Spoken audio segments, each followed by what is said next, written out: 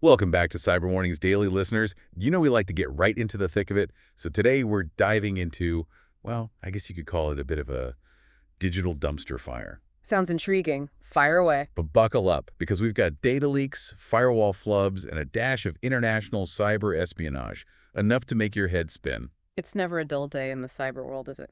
Not even close. Okay. Okay, so, story number one. Let's talk about Volkswagen, or rather, their software subsidiary, Cariad. Seems they've left some sensitive data out in the digital rain. Oh, how bad are we talking? Pretty bad. Data from almost 800,000 electric vehicles exposed online.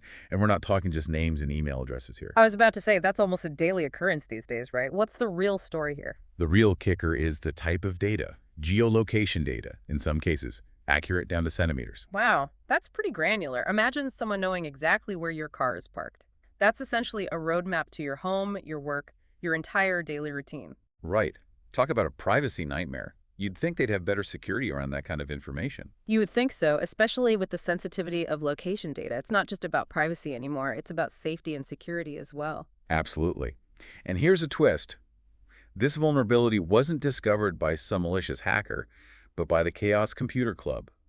They're a group of ethical hackers, essentially the good guys in this scenario. Those guys are legends. They've been exposing security flaws for decades, forcing companies to take security seriously. It's a critical role they play. Right on.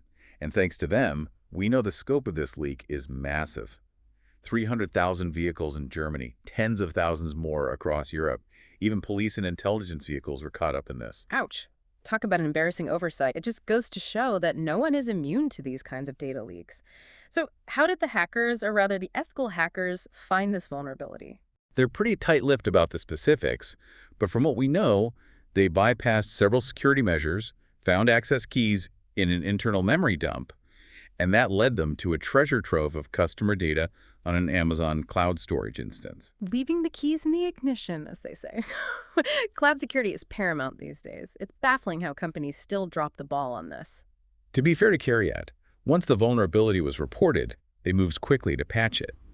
And they say there's no evidence that any malicious third parties accessed the data. Well, that's something, at least. But it still begs the question, why were they collecting this level of granular location data in the first place? Their justification is that they use the data to improve digital functions and enhance customer benefits. Think optimizing battery technology based on charging habits, personalized services, things like that. I mean, that all sounds good on paper, but it still feels like a trade-off. Are we willing to sacrifice our privacy for a slightly more convenient driving experience? It's a question we all need to consider. For sure. It's a slippery slope, and as our cars become more connected, this issue is only going to get more complex. Speaking of complex, let's move on to our next story. This one involves firewalls, the very things that are supposed to protect our networks from intruders. Oh, this doesn't sound good. What kind of firewall trouble are we talking about? A new vulnerability has been discovered in a popular firewall software called PAN-OS, and it's a doozy. Lay it on me. An attacker, without needing any special access or passwords, can send a specially crafted data packet to a firewall running this software, causing it to reboot. Wait, so like a remote control for crashing firewalls? Precisely. And it gets worse. Repeated attacks can lock the firewall in maintenance mode, requiring someone to physically go and restore it.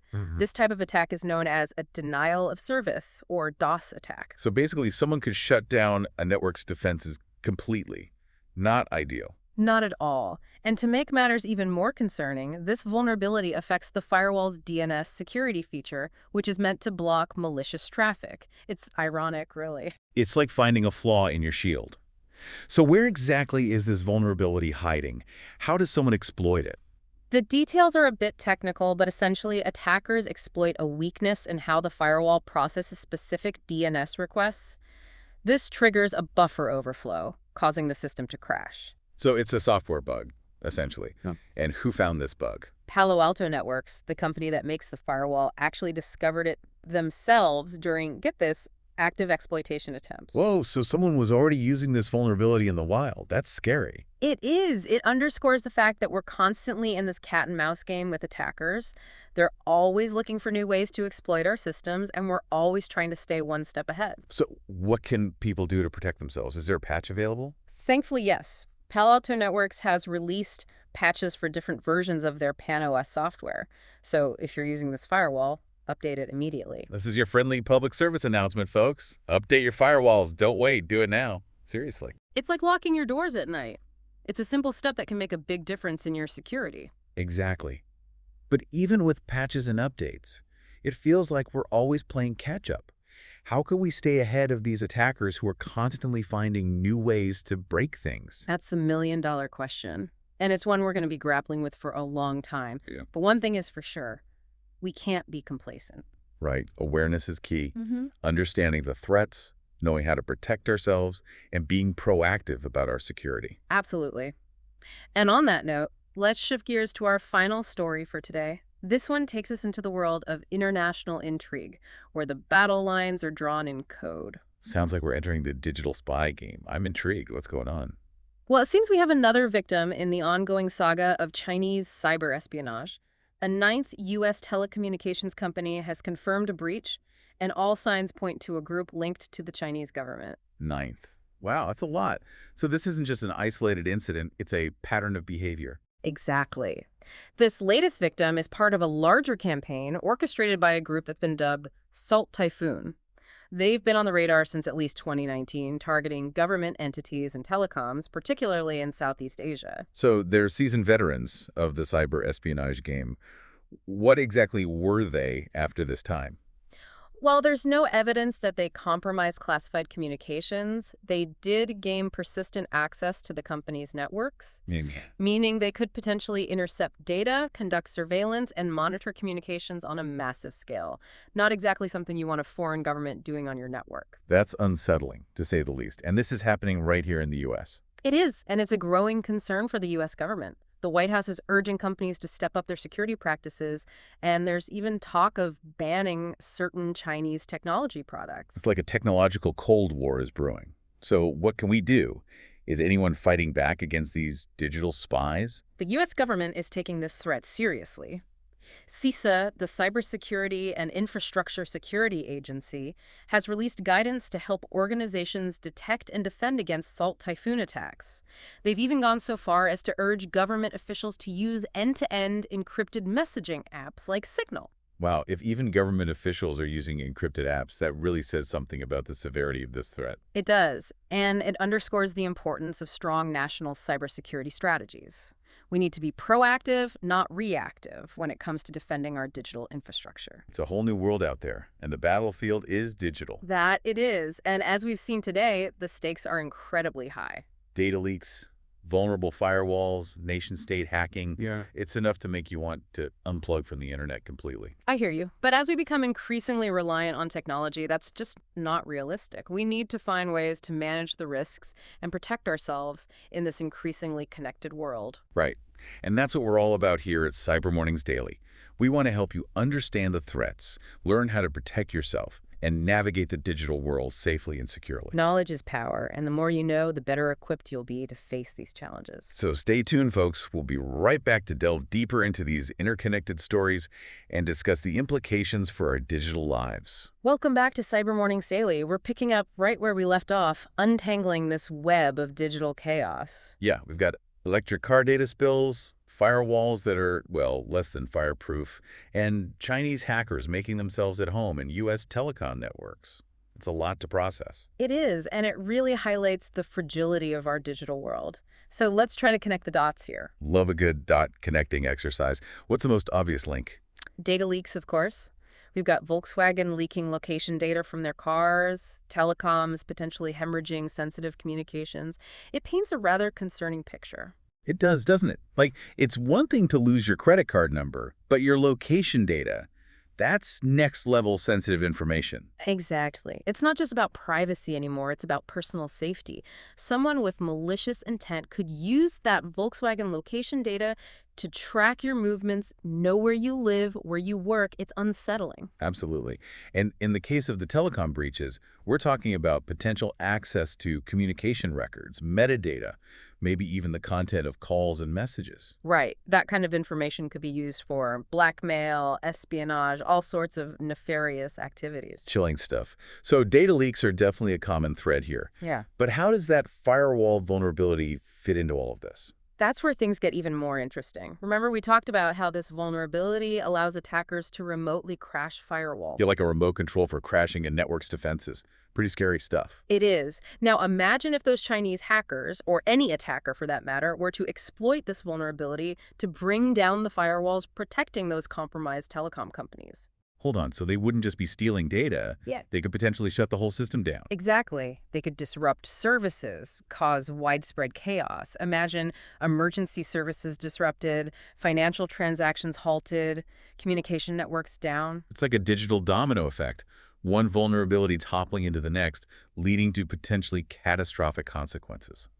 Makes you wonder how we're supposed to balance the benefits of all this technology with the risks. It's a question we're all grappling with, isn't it? Our cars, our phones, our homes, critical infrastructure, it's all interconnected, all vulnerable. It's a sobering thought, but it also feels like a call to action. We can't just sit back and watch this unfold. Absolutely.